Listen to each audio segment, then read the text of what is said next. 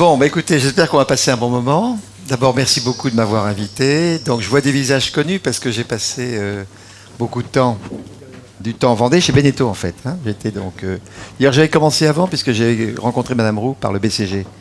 Donc, j'avais commencé à travailler pour elle pendant 4-5 ans. Et puis, à un moment donné, elle m'a dit, écoutez, Xavier, ça vous amuse de sauter le pas. Et donc, on a déménagé de Paris à Saint-Gilles. Et donc, dans le cadre de ce passage, qui a duré 6 ans, en fait, j'ai rencontré Yves et Geneviève. Hein, on s'est rencontrés chez le préfet, d'ailleurs, en parlant cochon, d'ailleurs. C'était parce que j'ai une passion pour le cochon. Donc, on pourra en discuter. Bon, alors, voilà tout ça. Donc, après, donc, j'étais dans plusieurs entreprises. Donc, surtout, là, je suis resté donc 22 ans chez Essilor comme patron PDG d'Essilor. Donc, je suis à la retraite depuis 3 ans. Et donc, qu'est-ce que j'ai voulu faire de ma retraite? Bon, j'ai gardé des conseils d'administration chez Schneider Electric, L'Oréal et Essilor pour rester branché quand même sur le monde entier, donc continuer à rester renseigné sur ce qui se passe. Et puis, en fait, je me suis lancé tout à fait par hasard dans la pédagogie de l'économie. Hein, donc, j'ai fait une fondation parce que je ne devrais pas être en France. Hein, je devrais évidemment être en Suisse parce que, bon... J'ai toujours investi dans les entreprises où j'étais. J'ai jamais sorti et jamais vendu une action. Et donc, avec Beneteau et Essilor, ça fait des paquets. Donc, en fait, ce que j'ai fait des abandons d'usufruit. Donc, j'ai fait une fondation en mettant mes dividendes. Et le dividende d'Essilor permet de payer des bourses, des cours de stratégie. Donc, on en parlera tout à fait à la fin. Qu'est-ce que j'ai fait d'autre après? Alors, le hasard a voulu que quand j'étais donc à la retraite, j'ai été appelé par des journalistes, notamment le patron des Échos, qui m'a dit, Xavier, ce serait intéressant que vous essayiez d'écrire des papiers toutes les semaines, édito. Alors, on vous fait à l'essai, hein, vous donne, mettons, 3 mois. Si ça marche pas, écoutez, on dira non. Et puis, si ça marche, et puis, ça fait maintenant... J'en dû en écrire 250 ou 300 pratiquement, parce que j'en envoie toutes les semaines. Alors, c'est devenu une partie qui m'a énormément amusé. Qu'est-ce que ça a provoqué? Ça a provoqué qu'on m'a demandé beaucoup de conférences, parce qu'en général, quand vous êtes journaliste, éditorialiste surtout, on vous invite dans des dîners comme ce soir. Bon. Et alors ces conférences ont eu un effet absolument imprévu, c'est qu'il y a des gens qui m'ont demandé d'écrire un peu l'histoire d'Essilor. Hein, et ça a été le premier livre qui s'appelait Si on faisait confiance aux entrepreneurs. Donc j'ai voulu écrire un livre sur la confiance parce que la méthode de management que j'ai, c'est de créer une bonne ambiance. Et puis quand on crée une bonne ambiance, tout arrive. Alors par contre, c'est très compliqué de créer une bonne ambiance. Hein. Et c'est plus difficile encore de la faire durer. Parce que c'est facile de créer, mais c'est beaucoup plus facile de faire des exploits que durer. Hein. Donc le grand travail, c'est de durer. Hein. Et donc c'est comment établir la confiance dans la durée. Donc ce livre a eu en fait un succès que j'attendais pas du tout, parce que c'était mon premier livre. Il a été réédité 8 fois, en fait. Et il a été traduit en chinois et en anglais. Et là, j'apprends qu'il est réédité en Chine. Je ne le sais même pas parce que j'ai donné tout ça, j'ai donné à une fondation. Donc, en fait, et donc, ça me vaut des visites de Chinois tous les mois, des grands patrons chinois qui veulent me toucher parce qu'ils ont eu mon livre. Alors, c'est ça. Alors après, il y a eu un deuxième livre. Je ne vais pas dire que je suis un peu rentré en politique, mais on va commencer par là. En fait, j'ai été appelé par M. Juppé. J'ai été appelé par M. Juppé il y a assez longtemps. Et en fait, il m'avait demandé de... J'avais fait des conférences CJD à Bordeaux, qui avaient eu un grand succès. Et donc, les gens de l'équipe de Juppé ont dit « Oh, faites venir Fontanet ». Bon. Et donc, en fait, j'étais un jour, c'était il y a longtemps déjà, hein, c'était au début de la campagne des primaires. Hein, et donc, en fait, il m'a invité à venir à la mairie de Bordeaux. Et puis, on a commencé à sympathiser. Et alors, c'était le sujet de la réforme. Donc, j'ai écrit un livre qui s'appelle « Pourquoi pas nous ?» C'est le deuxième. Il y en a quelques éditeurs. Et alors là, au fond, je me suis dit, le service que je peux rendre dans cette période de réflexion sur la réforme, c'est... Alors, je ne suis pas économiste, hein, mais j'ai roulé ma bosse partout. Hein, déjà, chez Beneteau, on vendait des bateaux en Nouvelle-Zélande. Hein, on avait vendu les First Class 10 en Nouvelle-Zélande. Donc, j'avais commencé à travailler là-bas. Et à cette époque-là, si vous voulez, la Nouvelle-Zélande était dans une panade à peu près équivalente à la nôtre aujourd'hui. Hein, ça veut dire à une économie qui décroît, le chômage qui monte, dette plus élevé que le PIB, donc j'avais vu ça au fil des temps. Et alors la Nouvelle-Zélande, j'étais revenu parce que j'avais donné comme but à Essilor que les parts de marché en Nouvelle-Zélande soient plus élevées qu'en France. Alors je veux dire pourquoi? C'est parce que quand vous mondialisez une entreprise, en général, elle est rentable au cœur, et plus vous vous éloignez, plus la rentabilité baisse. C'est ça qui fait la limite. Alors je vais dire, si on veut faire une boîte mondiale, il faut que l'endroit le plus lointain de toute la France soit l'endroit le plus rentable. Bon, et donc en fait, on avait donné un objectif d'avoir des parts de marché en Nouvelle-Zélande plus fortes qu'en France. Et alors là, c'est le coup de peau total. Donc ma vie a été en fait que de rencontres. Hein, donc Geneviève et Yves, mais Anétro, évidemment, ça a complètement changé ma vie, c'est sûr. Et là, j'ai eu du pot. Je suis tombé. On a racheté une petite usine de verre ophtalmique qui appartenait à l'ancien Premier ministre Roger Douglas, qui est un des hommes d'État les plus révolutionnaires, qui a retourné la Nouvelle-Zélande. Donc ça m'a permis d'avoir accès à lui, d'avoir accès à ses œuvres. Et au fond, je me suis dit, l'utilité que je peux avoir... Alors évidemment, mon successeur, Hubert Sagnières, en fait, on l'avait testé au Canada. Donc on l'avait envoyé, j'avais vu tout de suite qu'il avait un très grand talent. Et donc c'était un homme de marketing. Et donc on l'avait envoyé au Canada pour diriger Essilor Canada. Et leur coup de peau, ça s'est passé en 93, à l'époque où Jean Chrétien et Paul Martin ont retourné le Canada. Et comme j'étais tout le temps fourré au Canada pour voir comment mon cher Hubert se tenait sa maison, j'ai assisté à retournement du Canada, qui était une affaire de 93-94. Et puis évidemment, notre gros concurrent s'appelle Zeiss. On a deux concurrents, Oya au Japon, Zeiss. Comme je passais mon temps à casser les pieds à Zeiss, j'ai été beaucoup en Allemagne, donc je connais bien le monde allemand. Et ça m'a permis de voir de tout près ce qui s'est passé en Allemagne en 2004. Hein. Donc, en fait, les grands retournements, c'est Nouvelle-Zélande il y a 20 ans, et Canada et Allemagne, c'est il y a 10 ans, hein, puisque le grand moment de Schröder et Hartz, c'est 2004. Et au fond, je me suis dit, le meilleur service que je peux rendre dans cette période de réflexion, alors je ne vais pas faire de théorie, je ne suis pas économiste, hein, donc moi, par contre, j'adore les chiffres. Donc les raisonnements, j'aime ça à moitié, je m'en méfie énormément. Par contre, j'adore les chiffres, hein, vous allez voir. Et donc je me suis dit, je vais faire un bouquin qui va être, au fond, les retournements de 3 pays. Alors, je n'ai pris que 3 pays que je connais, parce qu'il y a beaucoup de pays qui sont retournés. Il y a la Suède a fait des choses très intéressantes. Il y a évidemment les États-Unis, il y a évidemment l'Angleterre de Thatcher, l'économie. Mais ça, je ne voulais pas y toucher parce que Thatcher, on ne même pas parler de Thatcher, c'est fini. Vous parlez de Reagan, c'est encore pire. Bon. Et puis les Suédois, je voulais pas parce que bon, c'est vraiment un pays qui était monté à des niveaux de socialisme énormes. Et c'est la Libye de toute la gauche. Alors je dis, je vais prendre 3 pays que je connais. Hein, je vais parler de la Suisse, je vais parler de l'Allemagne, de la Nouvelle-Zélande et du Canada. Et puis, la Suisse, pour moi, est vraiment un métronome. C'est le pays peut-être où la démocratie, c'est le seul pays vraiment démocrate. Hein. Quand les Chinois, où j'ai beaucoup travaillé, me demandaient où est-ce qu'on peut étudier la démocratie, je dis, attendez, c'est pas la France, allez en Suisse. Hein. Donc, on va parler aussi pas mal de Suisse. Alors, ce que je vais faire, c'est que donc, on va revenir à M. Juppé, parce que ce que je vais faire un exposé d'une demi-heure. Et je vais vous montrer rapidement le contenu essentiel du premier livre qui s'appelle « Pourquoi pas nous hein ?» En gros, alors ça ne va pas être ce qu'il faut faire en France, c'est voilà ce que d'autres ont fait, je vous montre les chiffres, hein, et puis après on verra pourquoi ne pas s'inspirer des autres. Hein. Donc ça va être le premier truc, et puis on terminera par le deuxième livre que j'ai écrit. Alors il vient de sortir, donc il s'appelle que chacun s'y mette. Alors ça c'est un enfant des Échos, et d'Odile Jacob. Vous citez Odile Jacob, j'ai été appelé par hasard par Odile Jacob. Et alors j'étais très engagé à l'époque pour aider M. Juppé. Hein. En fait, j'avais vraiment commencé à travailler. Je vous montrerai même des notes un peu personnelles, mais ça, il m'a dit Xavier, pas de problème, ça ne me gêne pas. Donc vous montrez sur quoi je travaillais vraiment sérieusement avec lui. Alors évidemment, il n'a pas été élu, ce qui fait que tout ça a sauté en éclats. Mais c'est pas très grave parce que de toute façon, on va y revenir. Hein. Donc c'est pas du temps perdu. De toute façon, même si c'est Macron, de toute façon, on va revenir à ses essentiels. Donc je me fais aucun souci, c'est du bon boulot.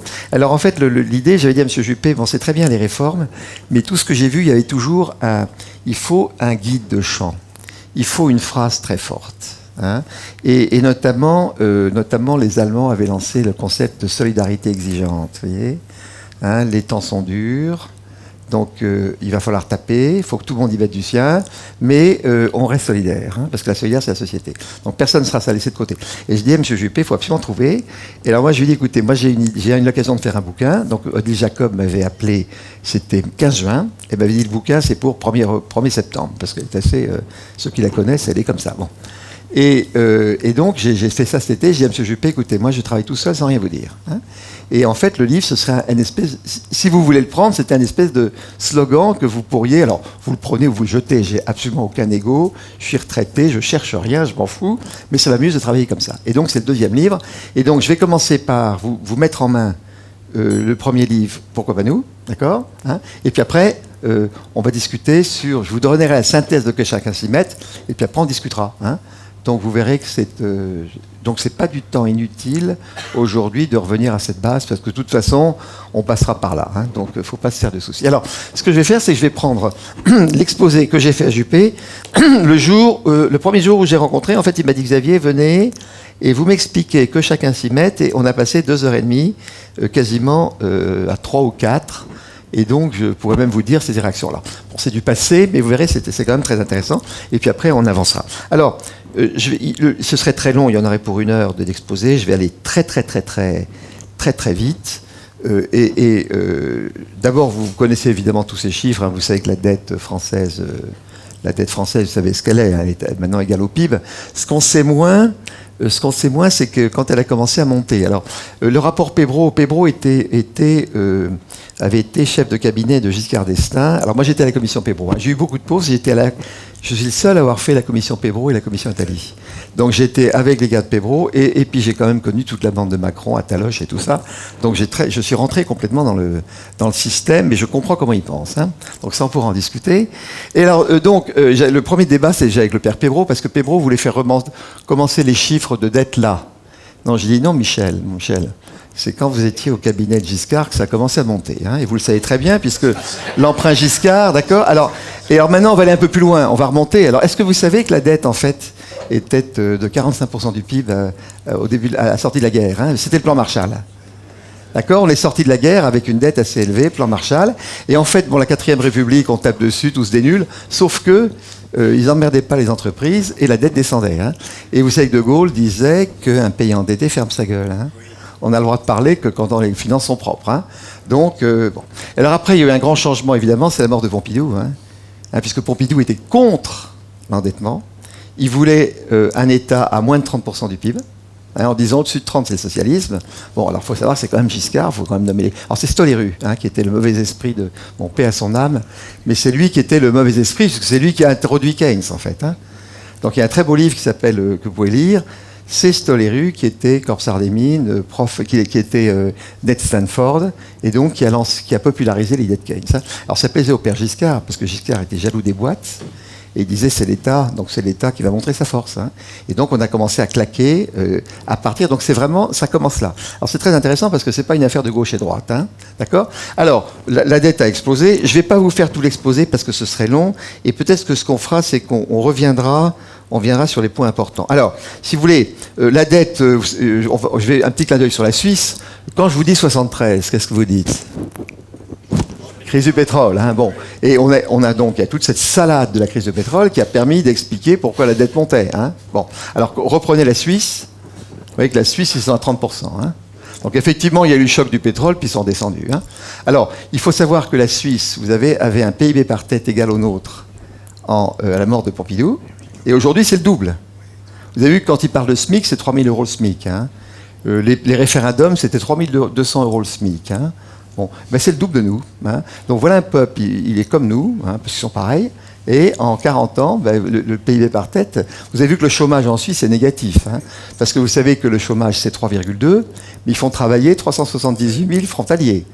Donc si vous remettez les frontaliers en négatif, ils ont un chômage négatif. Hein, vous avez vu ? Excédent budgétaire de 10%, excédent commercial de 16% du PIB. Bon, donc en fait, alors qu'on était pareil qu'eux du temps de Pompidou. C'est-à-dire qu'on aurait eu Pompidou, on serait comme eux. Hein. Donc on parle de trucs très très très sérieux. Hein. Voilà. Bon. On va aller sur la dépense publique. Alors si vous voulez, le première idée, est-ce que vous avez entendu parler du jockey et du cheval ? Combien d'entre vous ont entendu parler du jockey obèse ? Le jockey obèse qui engueule le cheval. Hein. Bon, ça c'est un truc qui a marché. Alors en fait, pour vous sachiez, en fait j'avais commencé à faire les rameurs et les barreurs. Parce que les Singapouriens, M. Lee Kuan Yew, vous situez, hein, c'est le fondateur de Singapour, est un type absolument extraordinaire. Et un jour, il avait parlé de la France. J'avais dîné avec lui, parce qu'on a mis le siège Essilor à Singapour. Hein. Bon. Et comme on s'occupe des yeux, la grande technique d'Essilor, c'est qu'on est des médecins. Donc, évidemment, on s'occupe des yeux. Et on s'occupait des yeux de M. Lee Kuan Yew et toute sa famille. Bon. C'est comme ça qu'on était très, très proches d'eux. Et Lee Kuan Yew, en fait, était hyper métrope. Ce qui est rarissime, parce que tous les Asiatiques sont myopes. Hein. Donc, en fait, on traitait. Alors, donc, dès qu'il venait à Paris, il m'invitait à dîner, parce que j'amenais des lunettes. Hein. Donc, j'ai eu la chance de Pour moi, c'est un des hommes les plus géniaux. Donc Roger Douglas, Lee Kuan Yew, c'est des hommes, vous voyez tout de suite, c'est des gens qui connaissent Churchill. Vous avez l'histoire en face de vous. Hein. Bon, voilà. Donc Lee Kuan Yew était très sympa avec Essilor. Et alors lui, il avait parlé des barreurs et des rameurs. Il avait dit un jour, vous savez, en France, vous êtes un pays dans lequel il y a sur un bateau de 10, il y a 4 rameurs et 6 barreurs. Hein. Alors que les bons pays, c'est des pays dans lesquels il y a 6 rameurs et 4 barreurs. Hein. Alors vous savez qu'en moyenne, la sphère publique, c'est 40% du PIB. Hein. Et nous, on est à 57, on est à 60. Hein. Bon. Donc tant que vous aurez tant de barreurs, tant de barreurs par rapport aux rameurs, le bateau, il ne marchera pas. Hein. Bon. Donc voilà un petit peu toute l'idée. Alors, pour populariser l'idée, effectivement, de la surcharge, j'ai pris l'idée du jockey du cheval. Alors j'avais parlé à Saint-Malo, les Bretons, je faisais un truc sur le cochon, et donc je parlais des rameurs et des barreurs. Bon, ils ne comprenaient pas.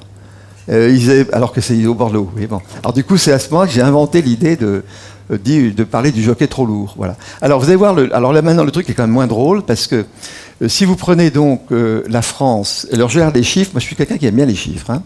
Alors la part de l'État dans le PIB, c'est 57%.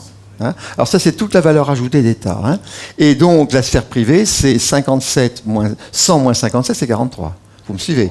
Bon, ça veut dire que donc le rapport entre la sphère publique et la sphère privée, c'est 1,3. Hein. Alors dans la sphère publique, je mets la santé. Hein. Je mets la santé, pourquoi?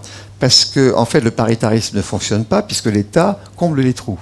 Hein. Et en fait, l'État utilise toute la sphère à des fins politiques. Il est complètement mêlé, puisque c'est lui qui discute la durée de la retraite. Hein. Vous verrez ce qu'ont fait les Allemands par rapport à ça. Donc l'État contrôle cette valeur ajoutée. Hein. Donc si vous prenez un cochon, par exemple, qui vaut 100 €, on va dire un cochon de 70 kilos, ça vaut en gros 100 €. Ben, si vous allez décortiquer tous les coûts du cochon, et vous mettez tout ce qui est géré par l'État et par le privé, vous aurez 57% géré par l'État, y compris, et puis 43%. D'accord? Donc l'entrepreneur ne contrôle que 43% de la valeur ajoutée. 57 est entre les mains de l'État. Hein. D'accord?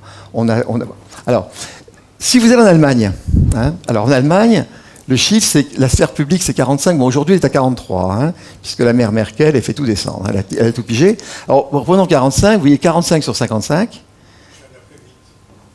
ça fait 0,82. D'accord? Et si vous faites 1,32 sur 0,82, 1,6. D'accord? Bon. Alors, on va parler des hommes. Vous devriez inviter Jean-Yves. Hein? Yves, votre prénom? Jean-Michel. Jean-Michel et Yves. Invitez Madame Agnès Verdier-Monigné. Ah bon, d'accord. Bon. Alors, est-ce qu'elle vous a montré ces chiffres? Bon, je la connais très bien. Alors, vous savez, il y a les hommes et les femmes. Bon. Alors, les femmes, elle a fait un travail de bénédictin. Alors, moi, je travaille tout seul, hein, faut savoir. Alors qu'elle, elle a l'équipe de M. Zimmer, donc elle a 3-4 personnes. Bon, elle a dépioté les trucs. Bon, c'est les femmes aiment la dentelle et les hommes aiment les idées générales. Bon, mais on a les mêmes chiffres, hein. C'est-à-dire qu'elle trouve 60%. Hein. Alors moi, je le trouve d'une façon, on va dire, assez élégante. Hein. Donc ce qui est très bien, c'est qu'elle me confirme, elle confirme mes résultats et je confirme les siens. Hein. Donc que vous preniez le calcul comme en épicerie, en faisant de la dentelle, vous prenez tous les coûts, vous ajoutez tout, ou bien vous preniez ce simple ratio très synthétique, vous avez le même chiffre. Hein. Donc il doit y avoir quelque chose de vrai. Alors vous avez compris que c'est absolument pathétique, cette histoire-là, on en parlera. C'est 24 centimes au kilo de cochon. Hein, vous faites un kilo de cochon. La surcoût de la sphère publique, le surcoût, c'est 24 centimes sur un coût à 1,45. Ça dépend, mais actuellement, il est à 45, à 48 de quelque chose. Hein, bon. Alors, je parle de ce que je sais, ce que je dis, parce que j'ai visité récemment tous les élevages de cochons bretons. Parce que les Bretons ne comprenaient pas pourquoi ils perdaient du fric. Et comme j'avais étudié le cochon il y a 40 ans pour M. Monory, en fait, ils m'ont dit, Xavier, est-ce que vous pourriez... Donc, j'ai retrouvé mes anciens, entre guillemets, copains, 40 ans plus tard. Quoi. Bon. Et donc, je leur ai dit, ils n'arrivaient pas à comprendre, mais je leur ai dit, le truc est là. Hein. Alors, on a vérifié ça avec un inspecteur des finances breton à Bercy, et on a fait faire une étude par Bercy. On a été prendre un élevage de cochons assez compétitif en Bavière, hein, un élevage en Bretagne qui avait les mêmes ratios, et on a refait tous les calculs. Et donc, moi, je trouve un écart de 23%, et Gouif trouvait 19%. Mais là, il y avait toute la puissance du ministère des Finances. Donc, vous voyez, on est des ordres de grandeur, ils sont tous là. Hein. Donc, ça, c'est pas un économiste, mais je vais dire, on n'est pas loin de la vérité. Hein. Je vais un petit peu fort peut-être, et Gouy fait un peu bas, mais on est tous autour. Donc, ce problème est très, très grave. Hein, parce que vous avez compris que l'éleveur de cochons allemand sous-cote le breton de 10%, il gagne 10% et le breton perd 10%, hein, l'ordre de grandeur. Hein. Donc c'est dramatique. Ou il fout le breton à zéro, et puis vous voyez, quand vous avez un écart de coût de 23%, le truc il est plié, hein, c'est même pas la peine. Alors cette histoire, c'est très curieux, les économistes ne s'accrochent pas là-dessus. Bon, ils se moquent un peu de moi parce qu'ils disent Fontenay, PDG 440, circuler, etc. Bon. Mais il n'empêche que maintenant, il y a des autorités qui sont, par exemple Michel Pébraud ou des gens comme Alfandéry, vous voyez, disent attendez Xavier, c'est un truc sérieux ça. Il faut maintenant donner du fric au prix Nobel qui commence à regarder ce truc-là parce qu'ils ne raisonnent pas comme ça. Hein. Donc vous voyez, je raisonne en compétitivité. Hein. Je ne suis plus keynésien, je raisonne en compétitivité. Alors bon. Alors vous avez compris le cochon, alors vous avez compris le raisonnement, c'est que je faisais ça dans les coopératives ouvrières, coopératives bretonnes. Vous voyez, poulet, cochon, chou-fleur, même punition, parce que cochon breton, vous voyez, quand il est 100 € hors taxe, c'est 232 toutes taxes comprises, hein, vous rajoutez. Le cochon allemand, 100 € hors taxe, 182. Et donc vous voyez l'écart de coût, hein, vous avez compris. Donc en fait, à même performance, la filière, uniquement à cause de l'État, est 20% moins chère. Donc elle est pliée. Hein. Comme on a fait avec les normes, c'est devenu une commodité, comme le lait. Alors le lait reste encore pire parce que c'est la Nouvelle-Zélande. Hein. On verra ça plus tard. Bon, donc voilà, le sujet il est grave et le problème c'est de sortir de ça. Hein. Et c'est pas avec des sourires et des mots qu'on va sortir de ça. Hein. Hein, c'est un travail, c'est 10 ans de travail. Hein. Bon, alors, maintenant, moi je suis un homme très concret, j'ai vécu 10 fois ces genres de trucs dans Essilor. Alors, je vais vous expliquer comment j'ai construit le livre. Alors, j'ai dit, écoutez, on va faire comme une boîte, faut tailler dans les coûts. Hein. Alors, ça c'est du 2012, mais comme il n'y a pas de croissance, de toute façon, les trucs ne bougent pas beaucoup. Alors, qu'est-ce qu'on appelle sphère privée, sphère publique, hein. Parce qu'on va avoir besoin de mots précis. Hein. Alors, même le président Hollande, il truque les mots. Alors, on va remettre les mots, on va se mettre d'accord sur les mots. Parce qu'on raconte n'importe quoi, et dès que vous racontez n'importe quoi, on ne peut plus réfléchir. Alors, ce que je vais appeler sphère publique, c'est l'État. Alors l'État, vous voyez ce que c'est l'État régalien, donc c'est affaires étrangères, police, justice, éducation. Je vais essayer de vous aider à prendre les grands chiffres comme une mère de famille qui gère un compte personnel. C'est pas plus compliqué en fait. Hein. Alors l'État, vous voyez ce que c'est. Ça c'est donc tout l'État, et quand c'est ce qu'on appelle l'État. Bon, la sphère publique c'est plus gros. Hein. Pour moi, la sphère publique, vous avez les territoires. Alors quand vous lisez Ouest France, ou quand vous lisez l'Express, etc., ils vont mettre un budget des territoires à 235 milliards. Vous voyez, hein. Donc, en gros, il y a en moyenne 2 milliards par département, à peu près. Il y a 100 départements. Hein. Bon. Et puis après, vous avez la sphère sociale qui apparaît là, c'est 535. Alors, ce chiffre n'est pas tout à fait juste parce qu'il faut enlever 100 et le mettre là. Hein, le vrai chiffre du territoire, c'est 135 milliards. Hein, parce qu'il y a 100 milliards de social. D'accord, hein. Et le vrai chiffre de la sphère sociale, c'est pas 535, c'est 635. Hein, le vrai chiffre, c'est 32% du PIB. Hein. Et vous voyez qu'un PIB à 2000 milliards, 32%, c'est 640. Hein. Donc les chiffres qu'on va retenir, c'est l'État à 400, on va simplifier, on va mettre là à 150, puis là on met à 600, pour simplifier. D'accord, hein. Donc vous avez 1100 milliards de sphère publique, et la sphère privée est à 900. Donc le chiffre d'affaires de la sphère privée, il est plus bas que la sphère publique. Hein. Bon, alors que c'est pas compliqué, moi je suis chez Essilor ou chez Beneteau, et on tape dans la butte, il y a 1150 milliards. Bon, alors de combien il faut enlever? Il faut baisser de combien? Alors il faut baisser, c'est assez simple. Hein. Vous avez en gros 100 milliards d'euros de trop d'impôts. Hein, si vous comparez les boîtes allemandes et les boîtes françaises, elles portent au moins 100 milliards de trop d'impôts. Hein. Bon. Alors c'est expliqué dans le livre, vous verrez. Ensuite, il y a un déficit qui est de 100. Alors on dit 70, mais après, en fin d'année, il y a toujours des rappels. Et puis il y a une dette de 2000 milliards qui s'est construite en 40 ans, 2000 par 40, 50. Donc si on veut revenir à des choses saines, on dit qu'il faut gagner 250 milliards. Bon. Alors on va dire c'est épouvantable, mon pauvre ami, vous êtes fou. Bon, 250 milliards sur 1150 milliards, je veux dire, c'est assez facile, on a fait beaucoup mieux dans les boîtes. Hein. Si vous regardez ce qu'ont fait les boîtes d'assurance ou les banques qui sont dans le service, ça fait beaucoup plus. Bon.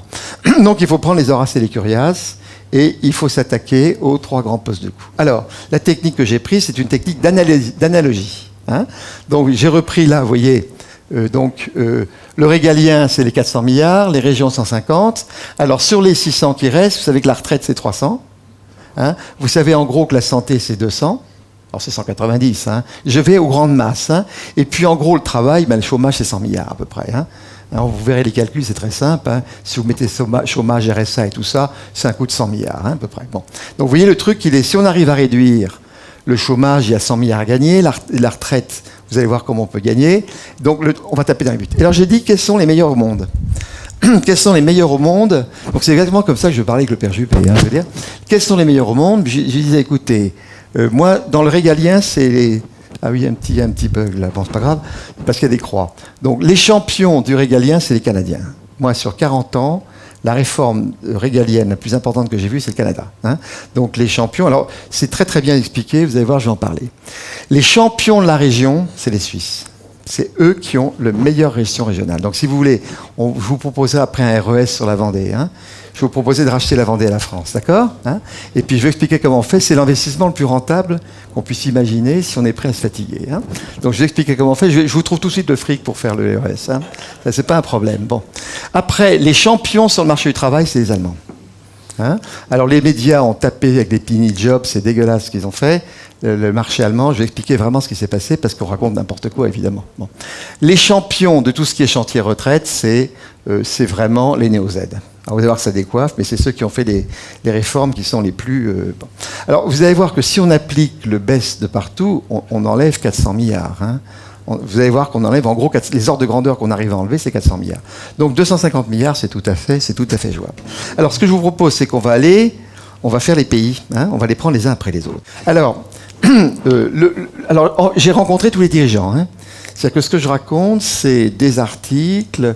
J'ai rencontré tous les dirigeants, donc j'ai rencontré Jean Chrétien, je lui ai montré le bouquin, il était à Paris, et je lui ai dit, écoutez, lisez le truc. S'il y a une erreur, vous me dites. J'ai rencontré Hartz, pas Schroeder, Roger Douglas, donc tout ça, j'ai tout vu. Hein, bon. Alors, le truc le plus intéressant au Canada, donc vous voyez, les Canada, ça s'est passé dans les années 93-94, donc c'est il y a 20 ans. Hein, bon. Alors, le plus intéressant qui s'est passé, c'est que le premier truc qu'a dit le dirigeant, c'est on ne peut pas dépenser plus qu'on gagne. Voilà. Alors, vous avez compris qu'avec moi, quand Hollande dit c'est l'État qui paye, c'est criminel. Parce que l'État, c'est nous. Et puis l'État ne peut plus payer parce qu'il est endetté. Donc quand au plus haut niveau de l'État, ministre des Finances compris, ne démissionne pas immédiatement, bon, on pourra discuter après, et quelque part, ça veut dire qu'il y a quand même de l'eau dans le gaz. Et vous allez voir que c'est dans tous les pays, ils ont tous commencé à dire les finances ne tiennent plus. D'accord ? Alors les économistes sont aussi des criminels. Hein. Tous les types qui disent on peut s'endetter, il n'y a pas de problème. Non, une dette, ça se paye. Hein. D'accord ? Ou alors on est Mélenchon, mais on n'en parle plus. Hein. Donc ils ont commencé par là, et si vous voulez... J'ai constaté que la prise de conscience de la gravité de la situation est impossible quand on ne dit pas qu'il n'y a plus de sous. Hein. Et donc je pense que l'idée de tuer l'État-providence est une idée fondamentale. Tant qu'on ne fait pas ça, je pense que les gens ne se mettent jamais en mouvement. Alors après, le deuxième truc très intéressant qui s'est passé, c'est que les Canadiens n'ont pas touché au système de retraite, ils n'ont pas touché à la santé, il n'y a pas eu toutes les histoires, ils ont dit on a un bon système de santé, on ne les emmerde pas, on n'a pas de... c'est vraiment le problème, l'État régalien. Hein, le problème, c'est vraiment les couches. Et les couches. Alors, en fait, le deuxième changement très intéressant, c'est qu'ils ont dit c'est plus l'État et la dépense publique qui crée les jobs. Ça, c'était toute l'idée keynésienne. Donc, c'était Stoléru, c'est évidemment Attaloche, c'est tous ces gens-là, qui sont tous des keynésiens. Ils sont keynésiens parce que ça justifie l'intervention de l'État. Et ils y croient plus, mais pour aller à l'Élysée, etc., ils racontent des conneries parce qu'ils se font payer des études alors qu'ils n'y croient pas. Donc ça, c'est aussi criminel. Hein. Alors moi, je les connais bien parce que j'ai vraiment travaillé avec eux. Hein. Et j'étais aussi cash avec eux. Je suis pour ça qu'ils m'aiment pas, mais je m'en fous. Hein, bon. Et donc, en fait, le deuxième truc qui joue, c'est que c'est la prise de conscience que c'est pas l'État qui crée les jobs, il peut même en détruire. Il est inefficace et crée des contraintes bureaucratiques inutiles. Bon, vous voyez, ça a 20 ans, et c'est des citations, hein, d'accord ? Bon. Alors, troisième truc, c'est génial. C'est, si les entreprises ont du mal à trouver le crédit, c'est parce que l'État se sert avant elles. Alors, vous connaissez les grandes masses. Hein. Il y a un trou. Hein. L'État, c'est un trou de 70 milliards aujourd'hui. Hein. C'était 80. Bon, vous connaissez les grandes masses. Hein. La grande masse, c'est que les ménages génèrent 60 à peu près. Hein. Les entreprises ont besoin de 20 et l'État a besoin de 80. C'est les grandes masses. Hein. Et donc, tout le système de Bâle 3, c'est un système dans lequel on favorise l'achat de papier d'État par les entreprises. Hein. Hein, parce que si vous ne prêtez qu'aux entreprises, vous avez un bien moins bon bilan Bâle 3 que si vous prêtez à l'État. Autre crime.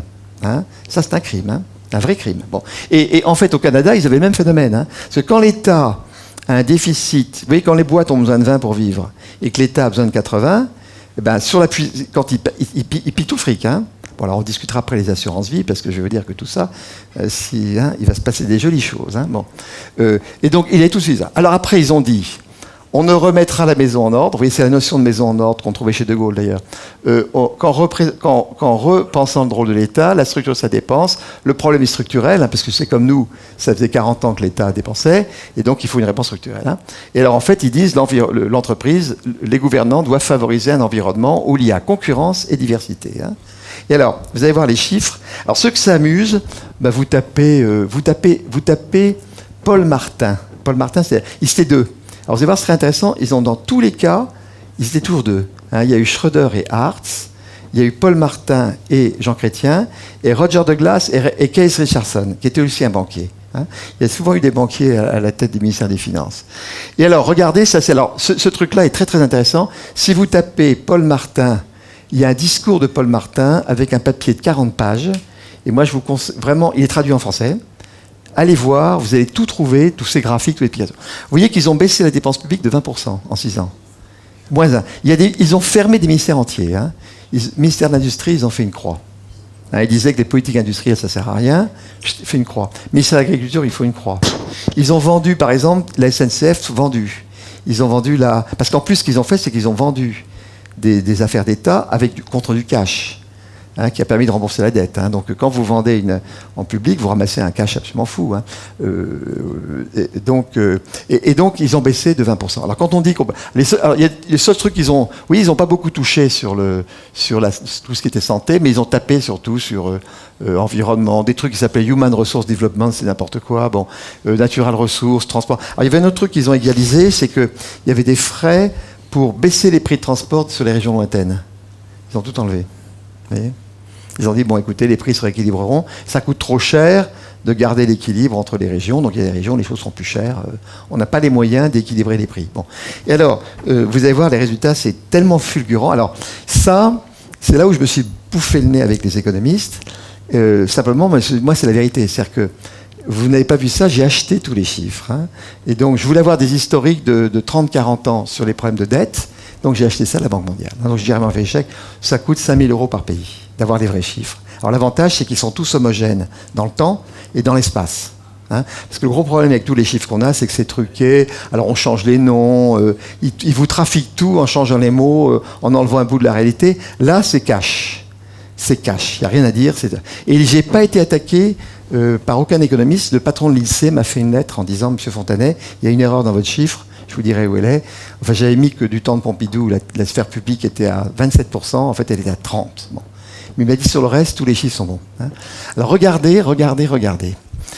La dépense publique, alors, il y a des petits bugs, parce que comme ils changent tout le temps Apple, il y a parfois des trucs qui sortent pas. Mais en gros, ça, c'est 96, vous voyez. Et ça, c'est les dépenses publiques. Alors, j'invente pas, ils étaient à 57. Et vous voyez, j'invente pas, ils sont descendus à 41. Bon, vous savez que la moyenne mondiale, c'est 40. Hein. Donc, ils ont baissé la dépense publique de 57 à 41, de 16% en 16 ans. 1% par an. Alors, vous voyez, pour nous, ce serait baissé de... vous voyez, l'ordre de grandeur, ce serait baissé 1% du PIB, c'est 20 milliards par an. Vous voyez ? 20 milliards par an pendant 12 ans, c'est 240. Vous voyez ? Donc, en fait, les trucs dont on parle, ce n'est pas un espèce de choc. C'est se mettre dans un train où on économise. Ce n'est pas non plus des histoires de fous. Hein. Et alors, regardez la dette. Oui, la dette a commencé à grimper. Alors eux, ils ont dit, déjà, vous voyez, ils étaient montés à 55%, ça montait, et ils considéraient que c'est dangereux, alors que nous, on était à 100%. Hein. Et regardez ce qui s'est passé.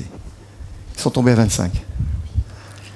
Alors là-dedans, c'est que dès qu'ils sont passés en excédent budgétaire, on rembourse la dette, et puis ils ont vendu, vous savez, quand vous vendez tous les trains, France Télécom, etc., tous ces trucs-là, ils ont vendu la Poste, vous ramenez un cash complètement fou.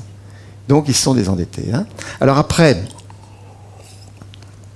Vous verrez dans le livre, tous les économistes sont dit, vous savez, ils disent tous qu'on ne peut pas faire ça parce que la conjoncture est mauvaise. Hein. Donc si on baisse la dépense publique, on fait tomber l'économie. Mais ça, c'est absolument pathétique de raconter des trucs comme ça. Parce que, si vous voulez, alors là, maintenant la meilleure réponse que j'ai, je dis, écoutez, je ne suis pas économiste, mais regardez ce petit graphique. Alors ça, ce graphique, il est très amusant. C'est un travail qu'ont fait des étudiants du MIT. Alors, qu'est-ce qu'ils ont fait ? Ils ont pris une quarantaine de gros pays. D'accord ? Ils ont classé ces pays entre des pays qui baissent la dépense publique et qui baissent les impôts. ces pays-là. Les pays qui baissent la dépense publique et qui montent les impôts. Ça, c'est des pays qui veulent rééquilibrer l'État, vous voyez. Et puis des pays qui, comme nous, montent les impôts et montent la dépense publique. Alors regardez, c'est des faits, ça. Hein. Donc c'est les taux de croissance. Et ça, c'est pas été contesté. Alors c'est pas des économistes, c'est des étudiants qui ont pris les chiffres. Parce que maintenant, les économistes, je pense que... Vous savez qu'Hayek, qui était pour moi le plus grand économiste du siècle, ne voulait pas de prix Nobel d'économie. Parce qu'il disait, l'économie, c'est pas une science assez solide. Et donner le prestige d'un prix Nobel sur une science pas précise, c'est dangereux. Parce que c'est foutu de faire des bêtises. Et donc, il a refusé le prix Nobel, Hayek. Hein. Donc, finalement, il a accepté. Et donc, il faut faire très attention au mot économiste. Parce que dès qu'on dit économiste, tout le monde dit bravo. Mais sauf qu'il y a des mauvais médecins. Hein. Il y a des médecins qui tuent les gens, quand même. Hein. Bon. Mais il y a des économistes qui tuent les pays. Donc, je crois que les chiffres, c'est mieux. Alors, vous voyez, le truc qui est écrasant, c'est qu'on voit bien que... Donc, il y avait là-dedans les pays, vous voyez, qui ont fait ça. C'est Canada, Estonie, Corée du Sud, Luxembourg. Vous voyez, les pays qui ont fait ça, ils sont tous là. Hein. Bon. Et vous voyez qu'on a quand même une idée. C'est que... Quand vous baissez la dépense publique, si vous baissez les impôts de la même quantité, ça ne touche pas le PIB. Hein. D'ailleurs, le Canada, j'ai le graphique là, vous le verrez, il est dans le bouquin. Pendant la descente, le PIB a continué. Alors tous les économistes disent « Ah, mais il y avait une bonne conjoncture ». Mais la raison n'est pas là.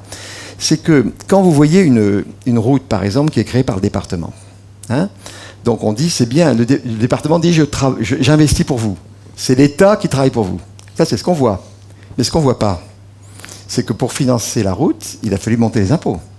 Donc c'est chacun de nous qui a acheté une voiture plus petite, qui n'est pas parti en vacances, qui a retardé vous voyez le truc.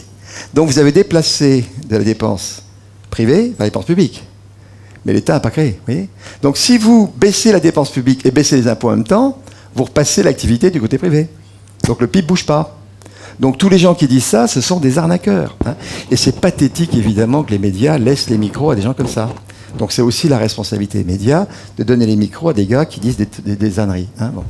Alors l'autre truc que je vais vous montrer, c'est des trucs qui sont très intéressants. J'ai piqué ça depuis. Regardez ce qui s'est passé en Angleterre. Ça, c'est encore des faits. Parce qu'on dit, vous savez, si on enlève les fonctionnaires, ça crée du chômage. Alors regardez simplement les faits. Ça, c'est l'Angleterre. Vous voyez que quand ils ont baissé l'emploi public, vous savez, le Cameron n'a pas été avec... donc ça, c'est l'emploi public qui descend. Mais évidemment, ça provoque une montée très forte de l'emploi privé et l'emploi total monte. Et ça, c'est quand même calculé sur 6 ans. Et ça, c'est officiel. Donc quand on vous raconte qu'on ne peut pas enlever les fonctionnaires... Et en fait, un fonctionnaire coûte... chaque fois qu'on embauche un fonctionnaire, on crée un chômeur et demi. Hein. Simplement, le fonctionnaire se voit, le chômeur et demi ne se voit pas. Ah oui, bon. Donc vous voyez ces trucs-là. Alors c'est le problème on parlera de stratégie, il faut expliquer le principe de l'action et de la réaction. On n'explique jamais que chaque action entraîne une réaction en sens inverse. Et je vous dirais que la réaction est d'autant plus forte qu'elle a mis du temps à partir. Hein. Bon, donc là c'est quand même des trucs. Alors je peux vous abreuver de tous ces trucs-là.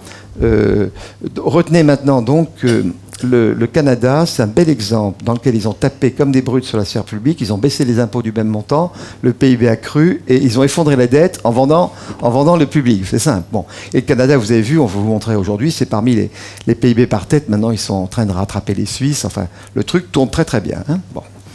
Alors, le deuxième pays très intéressant, c'est l'Allemagne. Alors pour moi, c'est le plus intéressant de tous pour des Français. Schröder a commencé. Alors là, je me suis fait aider. J'ai eu la chance qu'il y avait une très grande journaliste allemande qui travaillait pour Essilor, qui aidait Essilor à la communication. Elle s'appelle Anne Bergdorf. Donc c'était un peu la Claire Chazal de la Bavière. Donc d'ailleurs j'ai été faire des conférences et tout le monde lui demande des autographes. Bon, elle a épousé un Français et puis donc elle a fait une boîte de communication. Elle travaille pour Essilor. Bon, et donc elle m'a donné un coup de main sur l'Allemagne et connaît très bien Schröder et Hartz. Bon, donc j'ai pu voir Hartz, j'ai montré le bouquin, et Hartz a dit tout à fait, il a même rajouté des chiffres que je vais vous donner. Alors en fait, même chose, Schröder a dit ça ne peut pas durer. Donc il a commencé à dire on est en faillite, vous allez voir les chiffres. Et il a dit, alors lui c'est intéressant, il a fait autre chose, ils n'ont pas touché l'État, ils n'ont pas touché la région, ils ont tapé que sur le modèle social.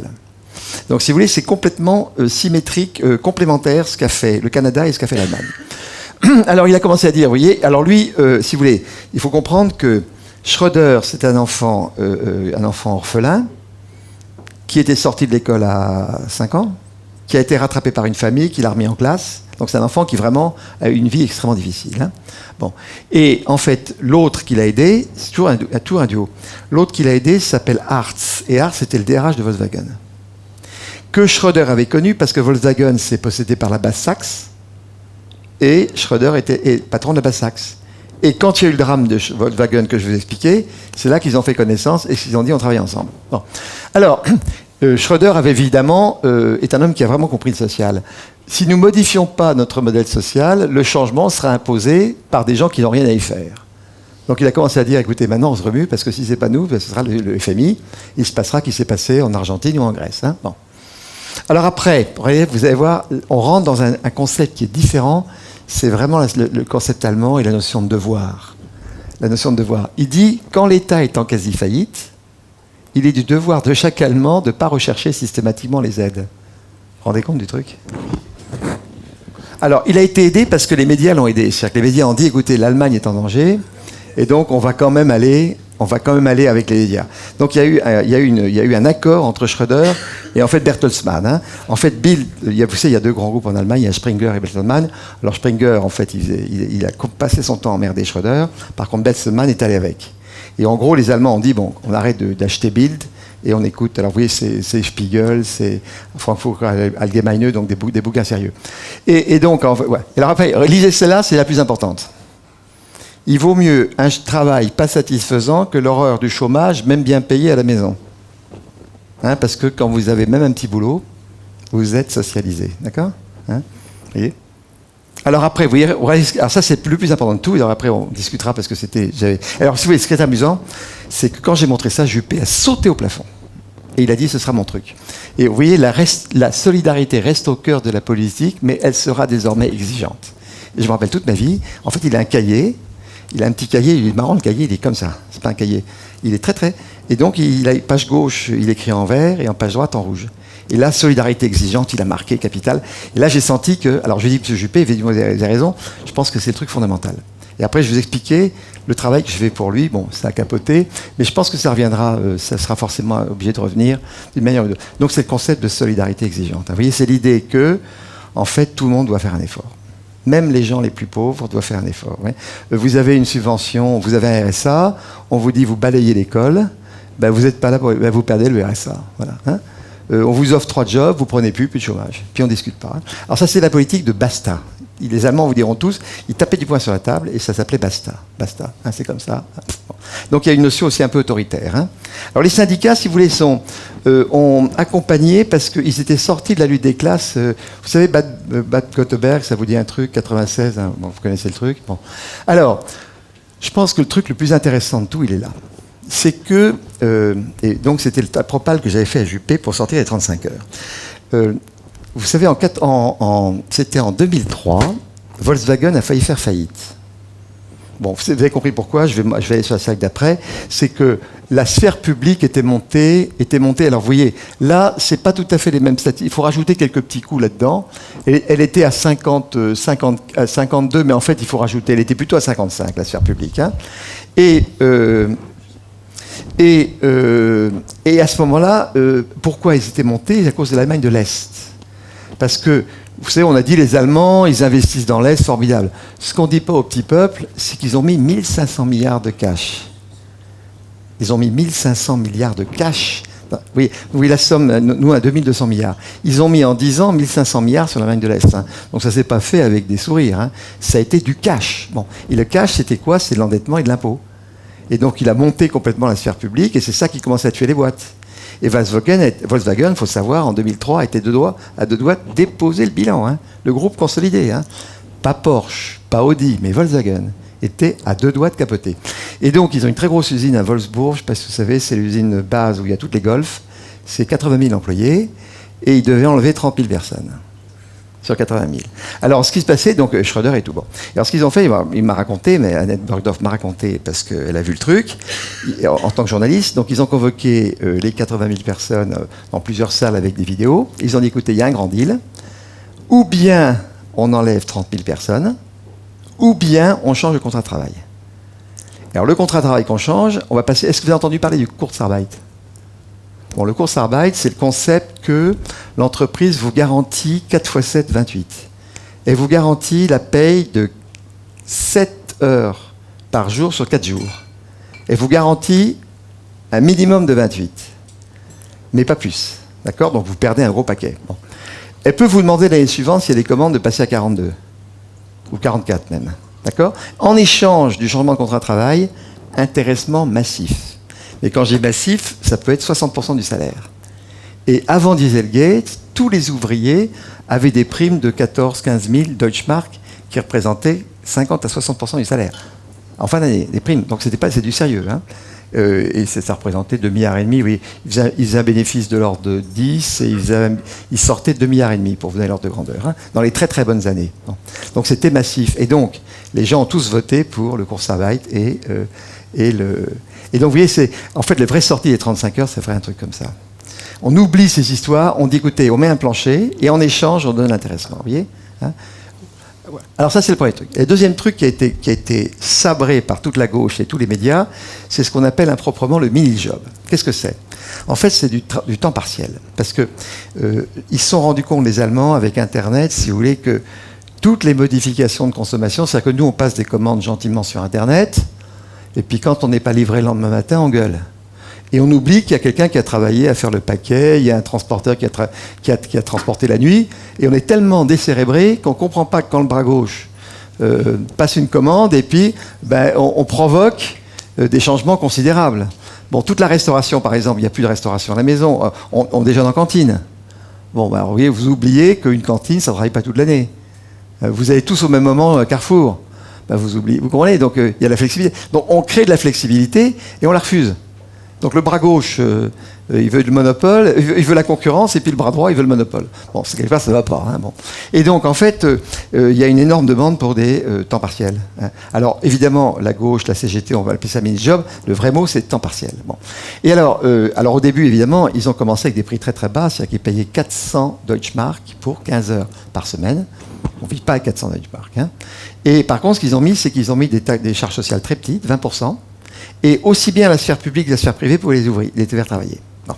Puis après, il y a eu un succès tellement rapide qu'ils sont montés à 650. Bon. Mais le vrai truc qui s'est passé, c'est que les gens ont pris 2 mini-jobs. Et ils ont créé 9 millions de mini-jobs. Et ça, c'est M. Ars qui m'a fait monter les chiffres que j'avais mis dans le livre.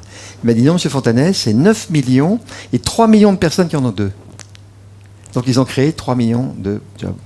Et le truc, bon, et bien ça a été sabré par tous les médias. J'ai remarqué que Macron, encore une fois, on lui a proposé le truc, il dit non, moi je veux que des... Donc Macron, il n'est pas encore là, il sera forcément obligé d'y arriver. Parce qu'avec la structure de l'offre de travail aujourd'hui dans les grandes villes, on est obligé de travailler avec des mini-jobs. Hein, voilà. Alors si vous voyez, c'est là qu'a été le gain. Alors les gains, vous voyez, c'est qu'ils ont descendu la sphère publique. Vous voyez, ils sont à des taux. Ils ont descendu, vous voyez, alors, je reste en périmètre constant, ils sont passés de 52, vous voyez, à 42, donc c'est un peu plus bas que les chiffres que je donnais au début, parce qu'il y a des différences de périmètre. Mais je préfère avoir les mêmes périmètres. Et vous voyez, donc ils ont baissé de 52, ils ont baissé de 10 points. Vous voyez, donc c'est l'équivalent de 200 milliards, hein, en touchant uniquement au domaine social. Alors après, ce qu'a fait Schröder, contrairement à Fillon, c'est que Schröder a dit, attendez, quand l'État est en faillite, il ne comble pas les trous des caisses. Donc à la santé, c'est des merdes de zizi. Hein. Donc je ne foutrai plus un sou dedans. Patronat, syndicat, vous débrouillez. Donc l'histoire, par exemple, de forfait à 25 euros, c'est syndicats et patronat qui ont décidé de ne pas rembourser tout ce qui était en dessous de 25. Vous voyez, des trucs comme ça. Et donc l'État s'en est pas mêlé. Donc tous les débats qu'on a eus quand François Fillon disait « je ferai ça », en Allemagne, il aurait mieux fait de dire « attendez, maintenant, les caisses, et c'est les syndicats et patronat. Et moi, je ne m'en occupe pas. Par contre, il n'y a plus les chèques. » Vous voyez ce qu'ils ont fait? Bon, les retraites, c'est pareil. Ils avaient des caisses de retraite qui étaient en perte. Il a dit, je touche pas. Qu'est-ce qui s'est passé? L'allongement, c'est pas le gouvernement qui a fait. C'est patronat, syndicat. Donc le paritarisme allemand fonctionne vraiment. Ici, il est pourri parce que l'État fait les chèques et puis après manipule en disant, je te file ce petit truc, mais tu me votes la retraite à 52, oui, à 62. C'est plein de combines politiques. C'est pour ça que les syndicats sont toujours au gouvernement parce qu'ils négocient des trucs. Et en échange du comblement de trous, vous voyez? Alors que là, les Allemands ont dit non, je ne fais pas de chèque. Vous allez en faillite? Ben, vous allez en faillite. Hein. Donc le truc, il a été, Schröder, vous avez compris la philosophie? Elle est très très puissante. Hein. Et il a décentralisé hein. Et puis la dette a commencé à descendre. Alors regardez, je me suis amusé, c'est plus récent. Vous voyez, nous, les chômages. Et le chômage, alors vous voyez, on s'arrête. Voilà le 2004, vous voyez. Et vous voyez que ça continue à descendre. Hein. Ils sont à 5, vous voyez. Donc vous vous rendez compte? Et nous, on a monté de 700. Ils ont encore, pendant qu'on a monté de 700, ils ont baissé d'1 million. Hein. Alors qu'ils étaient à 7,5. Hein. Vous vous rendez compte des trucs? Alors, vous savez qu'au Japon, il n'y a pas de chômage, en Corée, il n'y en a pas, en Suisse, il n'y en a pas. On est un des rares pays où il y a du chômage, hein, avec l'Espagne et l'Italie. Hein. On est un des rares pays. Il n'y a plus de chômage. Moi, j'ai eu, malheureusement, à fermer des grosses usines aux États-Unis et au Corée. Je vous assure, on avait une usine de 280 personnes en Corée. On a recasé tous les ouvriers en un week-end. Hein. On avait prévenu 1 mois avant, et ils sont tous partis comme des moineaux, hein, en un week-end. Hein, donc, parce que le chômage est à 3%. Donc tout le monde cherche du work. Et aux États-Unis, on a dû fermer malheureusement une usine historique de 1800 personnes. Tout a été casé en 3 mois. Tout. Et même, il y a eu un truc qui est passé. Une dernière commande, on a remandé aux gens de venir. Ils sont revenus donner des coups de main pendant les week-ends. Hein. Oui, oui. Donc oui, on est... Bon, voilà. Donc on est quand même sur du lourd. Hein. On est sur du lourd. Bon, alors après, la Nouvelle-Zélande, il faut s'accrocher parce que ça, c'est le pire. Après, on fera la synthèse. La Nouvelle-Zélande, alors, là, c'est autre chose. Alors, les Nouvelle-Zélande, c'est des anglo-saxons. Donc, ce n'est pas des Allemands, ce n'est pas des gens qui ont le sens du devoir. C'est autre chose. C'est l'intérêt personnel. Hein, c'est une autre technique. Alors, qu'est-ce qu'il a dit? Alors, Roger Douglas, oui, donc, alors, il a un bouquin. Ceux qui sont intéressés, c'est peut-être l'un des 10 plus beaux bouquins que j'ai lus. Ça s'appelle Unfinished Business. Moi, je vous conseille d'aller l'acheter sur Amazon. Unfinished Business. Alors, Roger Douglas, c'est très intéressant parce que c'est un fils d'éleveur de porc. Un fils d'ouvrier. Donc, c'était un des éléments qui avait fait qu'on a pu commencer à discuter le coup. Bon. Et donc, il est socialiste. Socialiste. Et donc, c'est le socialiste qui explique que l'économie de marché, c'est bien. Et donc, je n'ai pas le temps de tout vous expliquer, mais alors malheureusement, si vous allez chercher tout de suite, vous allez trouver le bouquin à 80 €. Hein, c'est un petit bouquin comme ça, hein, il vaut 80 €. Mais je vous assure, ça vaut le coup. Ou au moins, la Vendée en achète un. Hein. Et vous le passez parce que c'est un socialiste qui explique à ses copains qu'en fait, il faut être capitaliste. C'est absolument extraordinaire. Il a trouvé tous les mots. Alors en fait, lui, c'est la dignité. En fait, c'est quelqu'un qui vous apprend que la dignité est plus importante que l'égalité. Vous voyez, si vous créez artificiellement une égalité et que des gens perdent leur dignité parce qu'on on leur donne trop de fric qu'ils ne méritent pas, on atteint leur dignité par des subventions excessives. Il dit ça, c'est le mal absolu. Hein, et donc, et moi je sais que j'en prenais ça avec c'est là, j'ai plus de respect pour une bonne femme de ménage dans une usine qui, comme elle balaye bien, il n'y a pas de poussière et les rendements des verres sont, que pour le patron d'une grosse filiale qui nous la bousille. Hein, donc ce qui compte, c'est pas le job qu'on a, c'est qu'est-ce qu'on fait par rapport à ce qu'on a. Bah, c'est quasiment évangélique, hein, on est d'accord. Le petit Jésus était pas mauvais du tout. Mais il est très capitaliste, le petit Jésus. Hein. Hein, il faut vous inviter Charles Gave. Vous l'invitez? Gave. Alors là, vous allez adorer. Un libéral nommé Jésus. Charles Gave. Ah ça, je vous promets, là, vous n'allez pas être déçus du voyage. Charles Gave. Institut des libertés. Ah oui, ça, je vais vous donner des tas de noms de gens invités. Hein. Charles Gave, vous allez voir, c'est conceptuellement, je pense que c'est le plus fort de tous. Sur un plan conceptuel, c'est bon, c'est un Français qui a fait fortune en conseillant les grandes familles chinoises financièrement, et donc il a tout vendu. Il avait été à Hong Kong, donc il a tout vendu. Il a passé la boîte à ses enfants, et il est revenu avec suffisamment de fric pour défendre les idées libérales. Il a fondé l'Institut des libertés. Charles Gave. Ça, alors. Il est un peu cash, donc il peut peut-être en choquer certains d'entre vous, mais vous voyez, donc c'est du niveau de Comte-Sponville et de Ferry. Hein. Bon, ben vous allez voir, alors Charles Gave, c'est le niveau intellectuel de Comte-Sponville, simplement il a bien compris ce que c'est le business. Mais le business pratique est très cash, hein, et très très mondial. Concept, il a compris le monde entier, il connaît tout. Hein. Bon, Charles Gave. Bon, alors Nouvelle-Zélande, on en revient, donc là le concept c'est... Vous voyez, si on laisse se créer une classe permanente de gens aliénés, donc ça veut dire la subvention, 9 millions de RSA, quoi, il sera impossible d'aller vers la prospérité et de rêver d'harmonie sociale, hein, parce que vous créez forcément la haine. Vous créez forcément la haine dès que vous commencez à subventionner excessivement, vous créez la haine et la jalousie. Hein. Donc c'est très simple, le monde dit bien. Alors après, tout a un coût, la gratuité est un mot à bannir, vous voyez. Hein, donc la santé gratuite, c'est débile. La santé, elle a un coût. Hein, bon. Et je vais même dire que pourquoi est-ce qu'il disait ça? Parce que la dignité d'un médecin qui fait un acte compliqué pour zéro, c'est une atteinte à sa dignité. Quand vous avez un acte, si ça coûte 500 €, et c'est la dignité du médecin que le client sache que ça coûte 500. Parce que vous détraquez tout quand vous commencez à dire ça. Donc la mère Touraine, tout ça, je vous raconterai des belles histoires. Je trouve que c'est criminel, personnellement. Hein, bon. Alors, vous restez bien assis. Voilà ce qu'ils ont fait. En gros, ils ont privatisé la santé et la retraite. Donc, ce qu'ils ont fait, c'est que le Parlement a écrit une charte de produits et de services à rembourser. Et ils ont coté la société d'État qu'ils ont vendue à des assureurs concurrents. Pour des sommes gigantesques. Hein. Je pense que si on vendait la sécurité sociale et les retraites, moi je pense qu'on tire 1500 milliards sur le marché public. Hein. Bah oui, vous pour appliquer des ratios. Ouais. Ah oui. Bah oui, c'est gros business, si vous voulez. Mais ils les ont vendus à des... ils ont vendu, par exemple, tout ce qui était santé, ils l'ont vendu il y a un Américain, un Hollandais et un Singapourien qui ont acheté. En concurrence. Hein. Donc, en fait, vous voyez, vous avez un panier de la ménagère, entre guillemets, ils cotent. Alors, en fait, ce qui s'est passé, qui était très, très amusant, c'est qu'au bout d'un an, les gens ont commencé à dire, par exemple, la personne qui fume va payer plus cher que celle qui ne fume pas. Alors là, il y a eu débat parlementaire, et les parlementaires ont dit oui, chacun est responsable de sa santé, et si quelqu'un déglingue sa santé, c'est pas normal que les autres payent pour celui qui volontairement déglingue sa santé. Vous voyez le truc, hein. Alors après, vous savez qu'ils étaient... Hein, c'est complètement poivreau, et donc évidemment, tous les gens qui buvaient payaient plus, et ben on disait, si quelqu'un, il n'est pas normal qu'on paye pour quelqu'un qui se déglingue la santé. Vous voyez. Et donc, en fait, il y avait apparemment 35% de dépenses médicales qui étaient liées par des gens qui, froidement, sabotaient leur santé. Parce que c'était gratuit. Alors vous avez tout ça dans une finish business. Hein. Moi, je crois que la Vendée, vous payez 100 $, vous achetez le bouquin, vous le circulez. Vous allez voir, le truc, il est absolument sidérant de clarté. Hein. Et évidemment, ils sont passés en capi pour la retraite.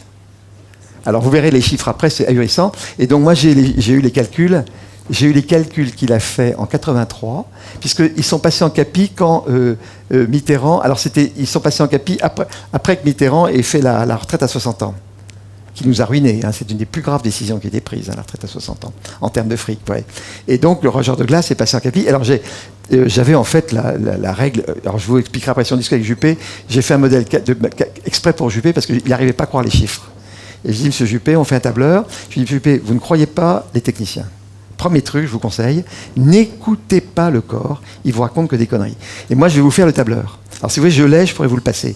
Et on a fait le tableur. Donc, une petite chose. Alors, il faut savoir qu'en Suisse et en Nouvelle-Zélande, le coût de la retraite, c'est 7,5% du PIB. Parce que la capitalisation, ça coûte beaucoup moins cher que la répartition à cause de la bourse. Hein, puisque la bourse grimpe. Et grimpera. Hein. Et donc, à ce moment-là, vous pouvez demander des cotisations beaucoup plus faibles. Et quand vous prenez la Suisse, la Nouvelle-Zélande et les pays, les PIB, vous voyez que la cotisation des retraites, c'est 7,5% pour le PIB, alors chez nous, c'est 15%. Alors vous voyez, vous économisez en passant en capi 7,5% du PIB, 150 milliards quand même. Hein. Donc la retraite à 60 ans en répartition, c'est une connerie à 150 milliards l'an de Mitterrand. Et vous avez tous les économistes qui disent on ne touche pas à ça. Tous les ministres des Finances qui disent bon, donc dès que vous voyagez, vous pleurez en temps. Donc vous allez voir que les masses, on va les retrouver avec des trucs très très simples. Hein. Alors vous avez compris le truc, alors regardez les chiffres. Alors ils ont gagné aussi, vous voyez, alors les périmètres ne sont pas tout à fait les mêmes, mais vous avez l'historique, ils ont gagné encore une fois 11%. D'accord. Et puis regardez la dette. Ils sont plus endettés. Alors ça c'est dramatique pour le lait. Vous avez compris, hein? Alors, 1 litre de lait, il y a 10 centimes au litre. Hein. Sur 27 centimes ou 27 € le quintal, il y a 10. Hein. Donc là, on ne peut pas lutter. Hein. Alors, heureusement, ils vendent tout en Chine. Mais s'ils commencent à se fâcher et à amener des camions ici, je veux dire qu'on n'a plus que nos yeux pour pleurer. Hein. Mais ce n'est pas une histoire de capitalisme, c'est l'État qui nous tue. Hein. Après, l'État va dire c'est le marché, tout ça. Non, non. C'est eux qui sont trop lourds. Hein. Voilà, moi, je sais que je prêche encore un peu dans le désert, mais il y a de plus en plus de gens qui commencent à réfléchir comme ça. Hein. Bon, mais alors après, on va terminer par la Suisse. Alors, vous voyez, ça, c'est la Suisse. Suisse contre France. PIB par tête en 73. PIB par tête aujourd'hui. Ouais. Et c'est encore pire aujourd'hui, puisqu'il y a 2 années. Ça s'est encore creusé. Alors, vous voyez, balance commerciale française, moins 50. Eux, ils sont à plus 80 sur 65. Vous vous rendez compte? C'est des chiffres, ça, personne ne peut rien dire. La Suisse, hein. Alors, on raconte que la Suisse fait du fric à cause de la banque, etc. Le PIB, la part de la banque en Suisse est plus basse qu'en France. La Suisse, c'est un pays industriel. Nestlé, Novartis, Roche, toutes les machines-outils. Donc, tout de la gauche raconte c'est à cause des... Pas du tout. Ils descendent la banque, les Suisses. Donc, c'est que des... Vous voyez. Et la dette du PIB, vous voyez, elle est à 35 contre 95, on est à 100. Finances publiques, on est à moins 100, maintenant moins 80, ils sont à plus 100. Donc, vous voyez le truc. Alors, où est le secret de la Suisse? Et là, maintenant, on va commencer à s'amuser. Alors, j'ai décortiqué... J'ai 40 ans... Il y a 26 cantons, j'ai tout décortiqué. Les cantons un à un. Parce qu'on a tous les bilans, tous les comptes, tous les cantons. Alors, j'ai synthétisé un max. Donc, vous rappeliez le chiffre de départ. Vous rappeliez les 380, 235, les 100 qu'on bascule. D'accord? Donc, vous avez 380, 135, 650. Vous voyez le 1150 sur le PIB. Rappelez, c'est la première slide. OK? Je fais ça en Suisse. Alors, en Suisse, j'ai... Alors, le Suisse, le PIB, il est là. Donc, vous avez... L'État, alors vous allez voir, c'est passionnant, la Constitution suisse met dans l'État uniquement armée, affaires étrangères, gouvernement et ministère des Finances. Tout le reste, police, justice, éducation, équipement, dans la région. Hein. Donc, nous, on a une structure de coûts qui est comme ça. Eux, ils ont une structure de coûts qui est comme ça. D'accord? Et quand vous comparez, nous, on est... Alors, vous savez que nous, on est à 57... c'est 32, 25, 57. Eux, ils sont à 20. Et regardez la santé. Là où on est à 32, ils sont à 21. Ben, c'est normal, tout ça, c'est des assurances et de la CAPI. Vous voyez? Donc, quand vous ajoutez tout, vous voyez qu'on retrouve le 41 pour la Suisse. Je vous disais que le monde est à 40. Hein, et nous, 57. Ah non, c'est le petit jockey obèse et tout ça. Bon. Et alors, comment est-ce qu'ils arrivent à gérer ça? Alors, la question est absolument extraordinaire. C'est qu'en fait, si vous voulez... ils ont une TVA, un impôt sur le bénéfice et un impôt sur les salaires. En gros, je simplifie. Hein. Il y a 3 gros impôts qui font 90%. La TVA, l'impôt sur le revenu et l'impôt sur le bénéfice. Bon. La TVA, elle va à 50% à l'État et 50% dans les régions. Et c'est les régions qui font l'impôt sur le bénéfice et l'impôt sur le revenu.